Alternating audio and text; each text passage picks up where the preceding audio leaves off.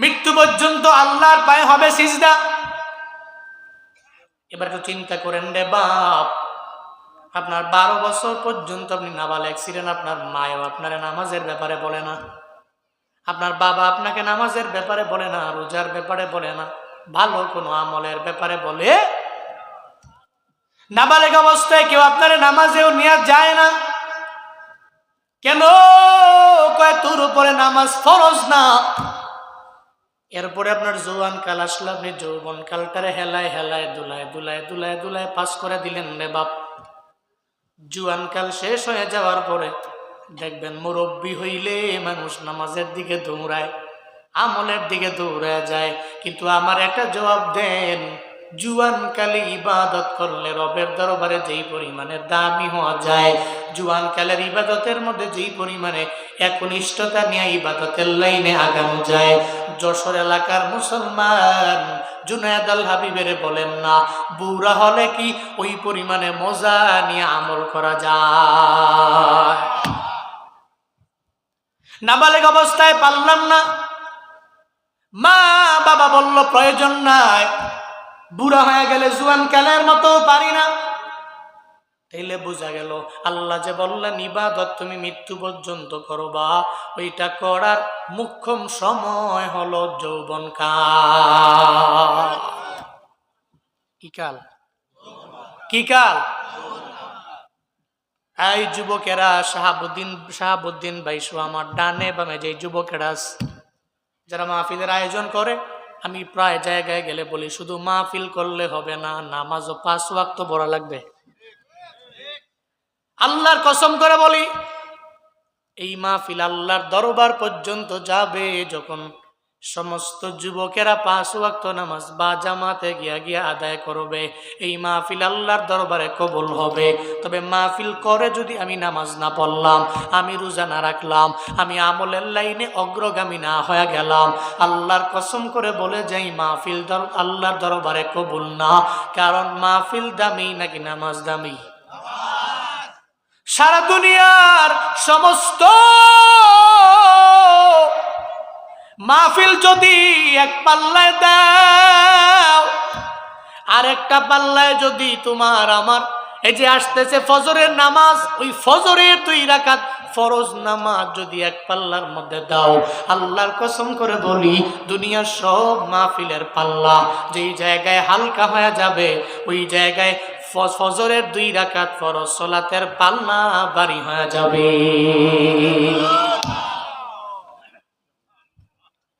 মাহফিল শুনবো ফজর পড়া লাগবে, মাহফিল শুনবো জোহর পড়া লাগবে, মাহফিল শুনবো আসর পড়বো, মাহফিল শুনবো মাগরিব পড়বো, মাহফিল শুনবো এশাও পড়বো। আল্লাহ তৌফিক দান করেন, পড়েন আমিন। তাহলে মেসেজ নাম্বার 1, ইবাদত চলবে কার? তাহলে আমরা পেলাম নাবালেগ অবস্থায় আমার উপরে নামাজ ফরজ না, আমার মাও চাপ দেয় না, পেশার কি এটা আমার বাবাও করে না, আমার মুরব্বীরাও কেউ করে না, ছোট মানুষ বাদ দেয়, ঠিক কিনা? আপনার বুড়া বয়সে আপনি চাইলেই, খুদার কসম আপনার জুয়ান কালে যে পাওয়ার ছিল বুড়া বয়সে তো নাই। তাহলে জুয়ান কালে যে মজা করে আমল করা যায় ওটা নাবালেগ অবস্থায় তো করলামই না, বুড়া কালেও পারলাম না। তাহলে ইবাদত করার মুখ্যম সময় কোন কাল? বলেন না কেন? কোন কাল? আর যৌবন কালে যদি বান্দা আল্লাহকে ডাক দেয়, আল্লাহ জুয়ান পোলা ডাকে 70 বার সাড়া দেয়। কয়বার? কয়বার? জুয়ান পোলা যখন আল্লাহর দরবারে 12 বার বলে আল্লাহ গো তুমি আমার দোয়া কবুল করে নাও, আল্লাহ কয় তোর দোয়া আমি কবুল করে নিলাম, কারণ তুই যুবক, তোর জুয়ান কাল তুই ইবাদতের মাধ্যমে কাটাইলা। হাসরের ময়দানে আরশে মুআল্লার জায়গা ছাড়া কোনো জায়গা নাই, একমাত্র পুরা আরশে মুআল্লার ছায়া ছাড়া পুরা কিয়ামতের ময়দানে কোনো ছায়া পাওয়া যাবে না। মদিনাওয়ালা নবী বলেন, সাবাতুন ইউজিল্লুহুমুল্লাহু ফি জিল্লিহি ইয়াউমা লা জিল্লা ইল্লা দিল্লুহু। 7 শ্রেণীর লোক ব্যতীত 7 শ্রেণীর লোকেরা আরশে মুআল্লার নিচে জায়গা পাবে। এর মাঝে 1 নাম্বার ইমামে আদেল, যেই নেতাটা ন্যায় বিচার করে ওই নেতাই পাবে। 2 নাম্বার কে পাবে? ওয়াশাবুন নাশা ফি ইবাদাতি রাব্বি, ওই যুবককে আল্লাহ মায়া করে হাসরের ময়দানে আরশে মুআল্লার নিচে জায়গা করে দিবে।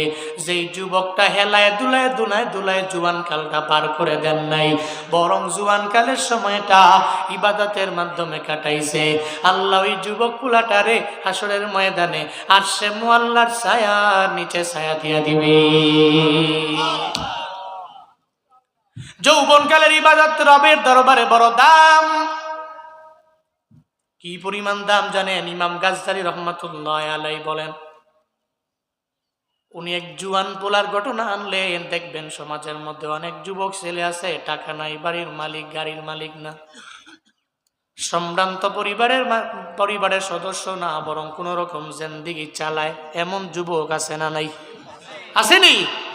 রিক্সা চালায় খায়, সিএনজির ড্রাইভার, বাসের ড্রাইভার, কোন রকম জিন্দেগি তার, চলাফেরা করে ডে লেবার মানুষ, দিনে আনে দিনে খায়। কিন্তু জুয়ান পোলা দেখবেন 5 ওয়াক্ত নামাজের 1 ওয়াক্ত নামাজও ছাড়ে না, এমন আছে না নাই?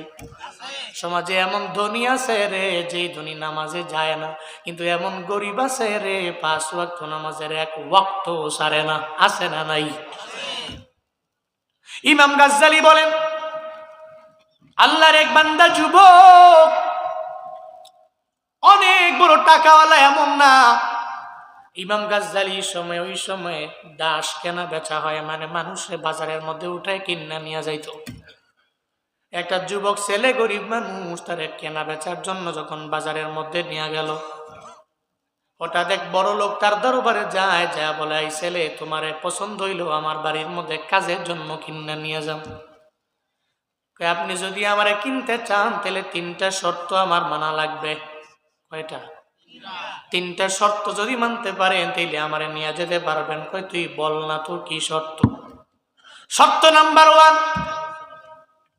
যদি আপনি আমারে নিয়ে যান আপনার বাড়ি, আমি দিনের বেলা আপনার বাড়ির মধ্যে কাজ করবো, কিন্তু রাতের বেলা আমি কাজ করব, দিনের বেলা করব, আমি রাতের বেলা করব না।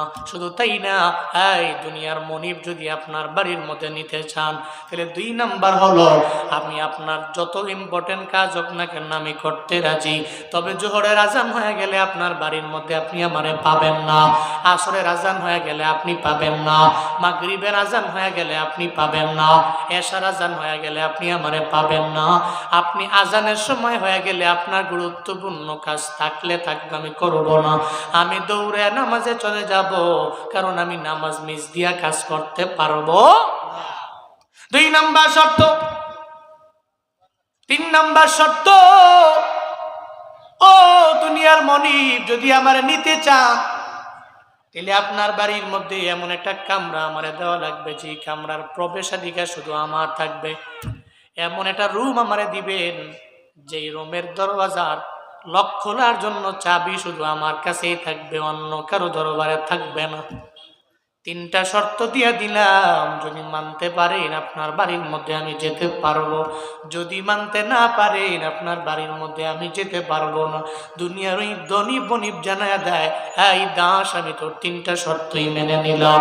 1 নম্বরে শর্ত, তুই যদি দিনের বেলা কাজ করো তাহলে রাতের বেলা করবা না, মেনে নিলাম।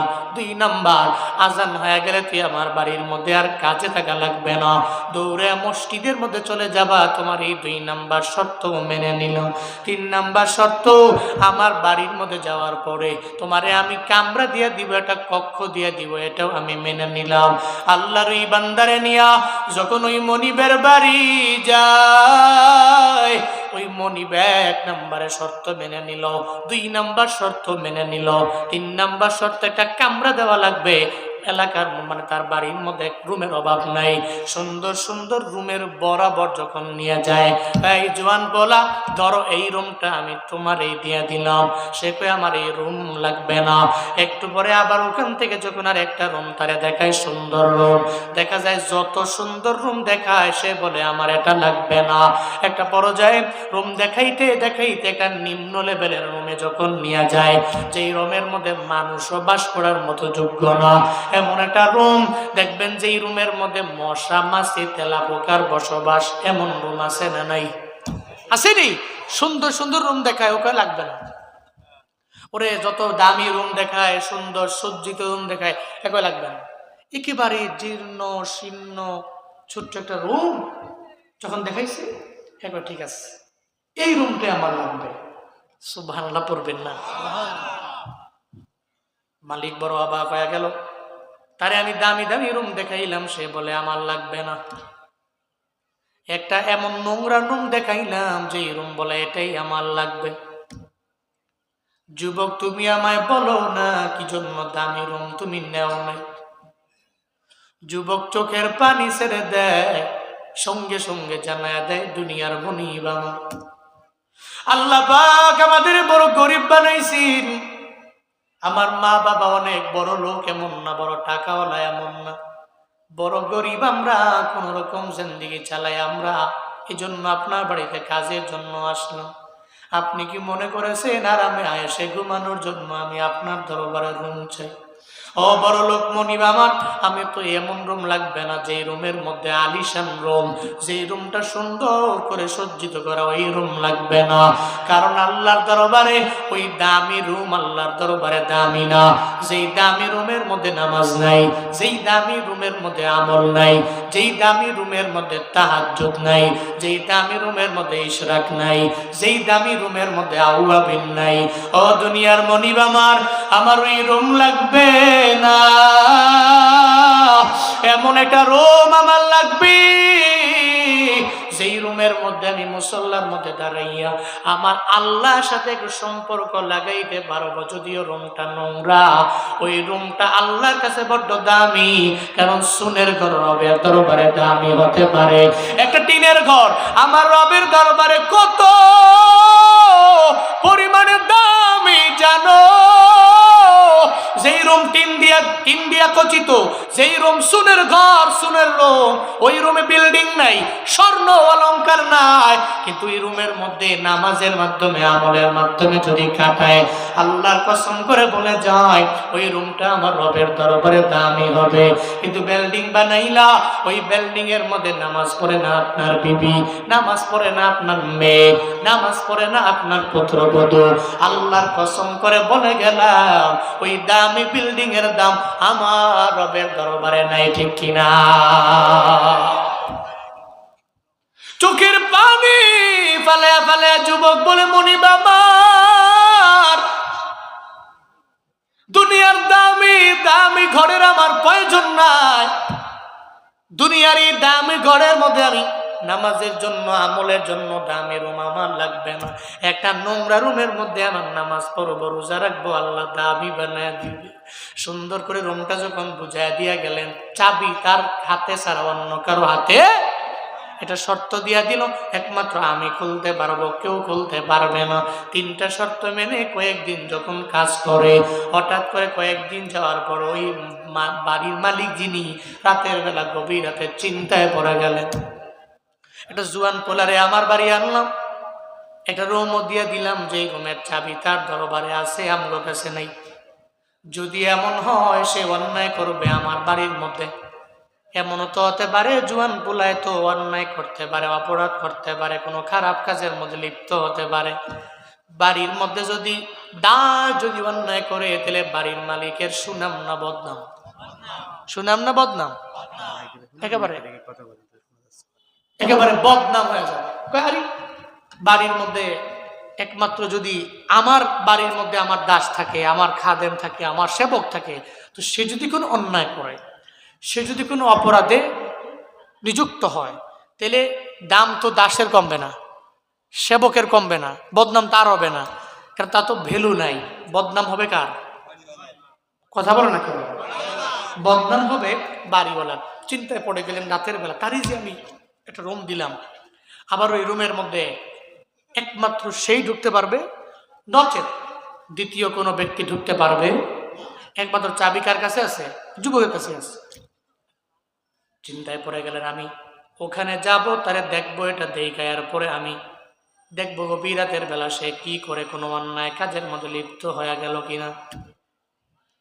আল্লাহর এই বান্দা গভীর রাত যখন রওনা করে, ওই জুয়ান পোলার দরওয়াজার সামনে গিয়ে একটু ফাঁকা দিয়া তাকায়া দেখে ওই যুবক ছেলে ঘুমায় না, বরং সিজদার মুসল্লায় মালিকের সাথে কানেকশন লাগা। কার সাথে? যুবক বলা ঘুমায় না, কানেকশন লাগায় রবের দরবারে, আল্লাহর দরবারে চোখের পানি ফেলে ফেলে জোয়ান পুলায় বলে, মনিব দরওয়াজার ফাঁকা দিয়া তাকায়া দেখ। মালিকের দরবারে বলে, হে মালিক, কেন তুমি আমার এত পরিমাণে গরিব বানাইলা? তুমি আমাকে এমন মা বাবার ঘরে পাঠাইছো, আমার মা বাবা বড় গরিব, বড় অসহায়, কোন রকম আমি জিন্দেগি চালাই ডেল, এবার আমি দিন মজুর, আমি দিনে আনি দিনে খাই আমি। কেন তুমি আমার এমন বাড়ির মধ্যে, এমন ঘরের মধ্যে পাঠাইলা? আল্লাহ, তুমি যদি আমার ধনী বানাইতা, তাহলে শুধুমাত্র রাতের বেলা নয়, দিনের বেলাও তোমার ইবাদতের মধ্যে আমি মগ্ন হয়ে যেতাম। চিল্লায় পড়া যাবে না মারহাবা। আল্লাহ গো, কেন তুমি আমার গরিব বানাইলা? কেন আমার ধনী বানাইলা না? যদি আমার ধনী বানাইতা, তাহলে আমি রাতের বেলা নয়, দিনের বেলাও তোমার ইবাদতে মগ্ন হয়ে যেতাম। রবের দরবারে বলে, চোখের পানি ফেলায়া ফেলায়া কান্না করে। ইমাম গাজ্জালি বলে, বাড়ির মালিক দরওয়াজার ফাঁকা দিয়া তাকায়া দেখে সে রবের সাথে কানেকশন লাগায়, আর তার মাথার উপরে আসমান থেকে জমিন বরাবর একটা নূরের বাতি জ্বালায়া রাখছে। ওই নূরের বাতি ঝলমল ঝলমল কইরা জ্বলে। বাড়ির মালিক বড় অবাক হয়ে গেল, আমার বাড়ির খাদেম, আমার বাড়ির সেবক রাতের বেলা বুঝি আল্লাহর সাথে কানেকশন লাগায়, আমি বুঝি নামাজ না পইরা ঘুমায়া যাই। মালিক দেখার পরে চোখ দিয়ে বে বে করে করে জুয়ান পোলার এই কার্য দেখা কান্দে। ফজর হয়ে গেলে বিবিরে নিয়ে যখন ওই যুবক ছেলের সামনে গিয়া দাঁড়ায় যায়, আই আমার বাড়ির যুবক, তুমি আমার বাড়িতে চাকরি করার জন্য আসলা, তোমার আমি রুম দিয়া দিলাম, রাতের বেলা তুমি কি করো আমি দেখা ফেললাম। কেমনে দেখলেন? গত রাতে আমি দরওয়াজার ফাঁকা দিয়ে তাকায় দেখে তুমি রবের সাথে কানেকশন লাগাও। আল্লাহ দরবারে তুমি বলো, আল্লাহ কেন তুমি আমার গরিব বানাইলা? কেন তুমি আমার ধনী বানাইলা না? এই ছেলে, তুমি আমারে বলো না, তুমি যদি ধনী হইতে তাহলে কি করতা? দিনের বেলা আমল করতাম, আমি রাতের বেলা ইবাদতের মধ্যে মগ্ন হয়ে যেতাম। এই যুবক ছেলে, তুমি চোখের পানি ফেলে রবের দরবারে আবদার জানাইলা, তোমার মাথার উপর একটা নূরের বাতি জলমল জলমল কইরা কইরা জ্বলে, এটা আমি নিজের চোখে তাকায়া দেখলাম। এমন আল্লাহর প্রেমিক তুমি হইলা, এমন রবের আশিক তুমি হয়ে গেলা, আমার বাড়ির মধ্যে থাইকা তোমার আর কাজ করা লাগবে না। যাও যাও, আজকে থেকে আমার বাড়ির মধ্য থেকে তোমারে আমি মুক্ত বানায়া দিলাম। তুমি এখন থেকে দিনের বেলা আমল করবা, তুমি এখন থেকে রাতের বেলা আমল করবা। যুবক চোখের পানি ফেলায়া রবের দরবারে আবদার জানায়, আল্লাহ গো, এতদিন পর্যন্ত তোমার আমার সম্পর্ক তুমি আমি ছাড়া কেউ জানতো না। আমার মা জানতো না, আমার বাবাই জানতো না, আমার দুনিয়ার মনিব জানতো না, দুনিয়ার কোনো বন্ধু বান্ধবেরা আমার এই সম্পর্কের ব্যাপারে জানতো না। যেহেতু তোমার আমার সম্পর্ক আজকে ফাঁস হয়ে গেল, আমার দুনিয়ার মনিব জেনে গেল, আল্লাহ গো, এই চেহারা নিয়ে আর দুনিয়ায় আমি থাকতে চাই জানায়, আল্লাহ গো তুমি আমার এখনই দুনিয়া থেকে উঠে নিয়ে যাও। ইমাম গাজ্জালি বলেন, যারা আউলিয়ায়ে কেরাম এরা মুস্তাজাবুদ দাওয়া, আল্লাহর যারা প্রিয় বান্দা এরা চোখের পানি ফেলে রবের দরবারে আবদার জানাইতে দেরি, আল্লাহ এদের চোখের পানি জীবনেও কোনোদিন বান্দা ফিরাইয়া দেয় না। ওই যুবক আল্লাহর দরবারে বলতে দেরি হয়, আল্লাহ গো তুমি আমাকে এখনই দুনিয়া থেকে উঠে নিয়ে চইলা যাও। ইমাম গাজ্জালি বলে, ওই যুবক এটা বলতে দেরি হয় মালাকুল মউতের মাধ্যমে তার দেহ থেকে রূহটাকে কবজ কইরা বাহির করতে দেরি নাই, সঙ্গে সঙ্গে মারা গেল। যুবক ইমাম গাজ্জালি বলেন, রবের দরবারে আবদার জানাইয়া এত পরিমাণে দামি হয়ে গেলেন, এত সম্মানী হয়ে গেলেন রে বাপ। এই শার্শা এলাকার যুবকেরা আমারে বলো না রে বাপ, ইমাম গাজ্জালির সময়কার ওই যুবকের যে আল্লাহ ছিল এখনো আল্লাহ আছে না নাই? আসেনি? একমাত্র জুয়ানকালে ইবাদতের মাত্রা বাড়াইয়া দেওয়া লাগবে রে বাপ।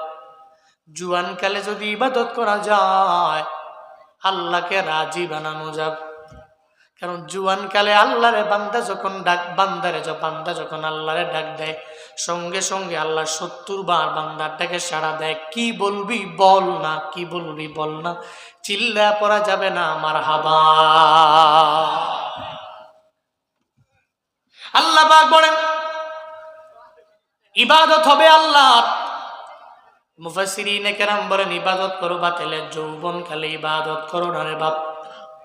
জুয়ানকালে ইবাদতের আর কত দাম আছে। সূরা ৩ খুলেন না রে বাবা, ৩ খুলেন, সূরাত ৩। ওই সূরা ৩ খুলে দেখবেন জুয়ানকালে ইবাদতের দাম আল্লাহর দরবারে কেমন।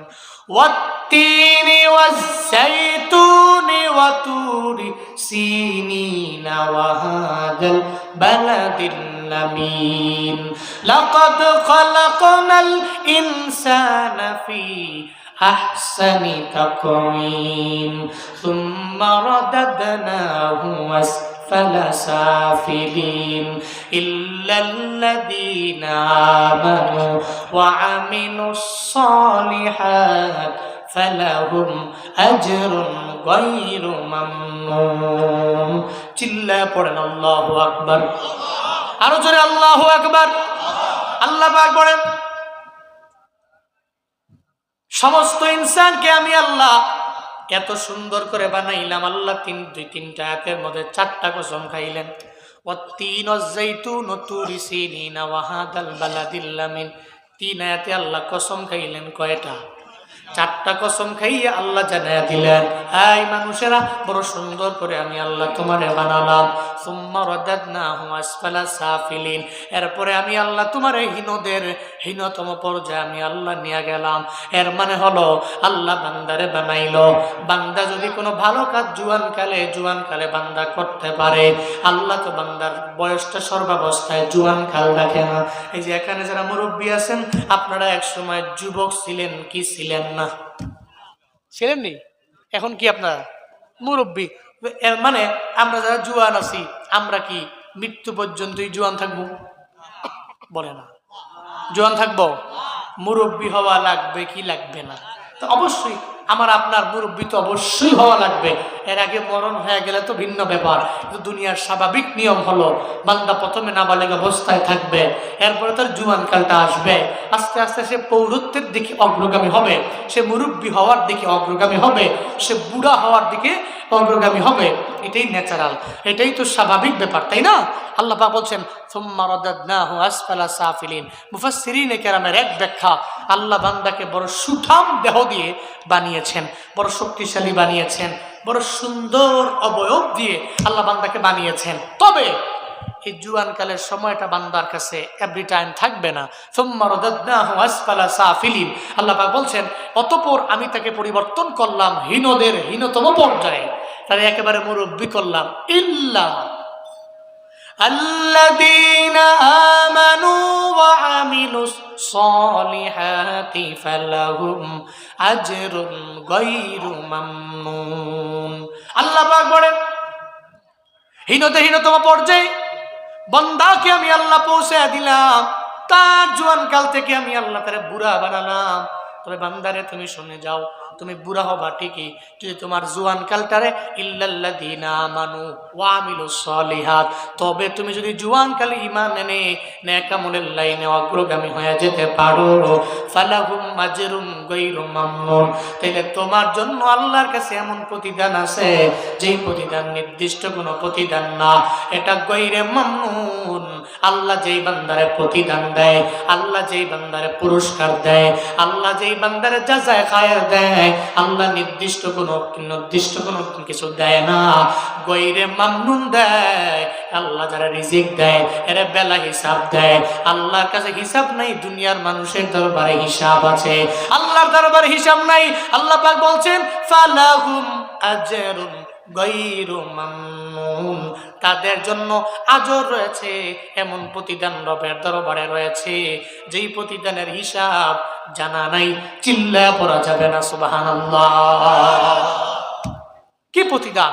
এই যে আজরুন গায়রু মামনুন, আল্লাহ পাক বলছেন এমন আজর, এমন প্রতিদান, এমন জাযা যেটা কোনো সময় সীমা নাই, নির্দিষ্ট কিছু নাই, একেবারে এমন বড় প্রতিদান তোমাকে দেওয়া হবে।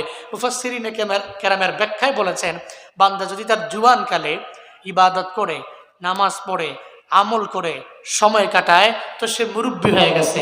মুরব্বী হইলে চাইলেই সে জুয়ানকালের মতো তাহাজ্জুদ পড়তে পারে না, চাইলেই সে জুয়ানকালের মতো ইশরাক পড়তে পারে না, চাইলেই সে জুয়ানকালে আগের মতো বুড়াকালে জুয়ানকালের মতো আউয়াবিন পড়তে পারে না, চাইলেই সে যৌবনকালের মতো জিকির করতে পারে না, চাইলেই সে যৌবনকালের মতো দৌড়ে আজিয়া দ্রুত মসজিদে ঢুকতে পারে না।